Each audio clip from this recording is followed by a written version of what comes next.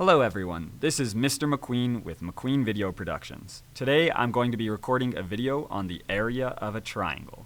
Before we can get to the area of a triangle, we need to think about the area of a rectangle. Many of you already know the area of a rectangle is just its length times its width. Right, the length times its width is the area of a rectangle. Today though, we're going to be using different words. We're going to say the base times its height. When we have our base and we multiply it by our height, we get the area of a rectangle. That's important because now we can look at our triangles. You'll see this triangle, we have one triangle, and this one we have two. You'll notice that the two triangles make a rectangle. That's important to know because no matter how I move this triangle up here, we need to know that it is half of a rectangle. This triangle just being half of a rectangle, we can write its formula as 1/2 of its base times its height. Remember, it is half of a rectangle, as you can see here. 1/2 of the rectangle is now gone.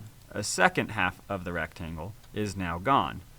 That's how we know that when we have one triangle, it is 1/2 of base times height because it applies to a rectangle. Let's look at some other triangle types.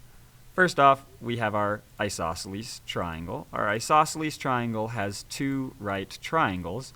If we just remove this part and flip it upside down and put it back over here, look at that. We've got a rectangle. That's important.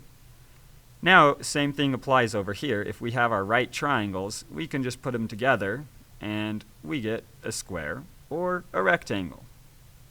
Then we can come over here to our last one. The scalene triangle is probably the hardest to notice.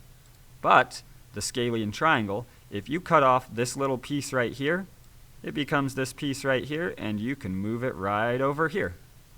And there you go, another rectangle. That's why it's so important to know the area of a rectangle so that you can get the area of a triangle. We know the area of a triangle is 1/2 its base times its height. And no matter how I move this triangle, it's always going to be half of that rectangle.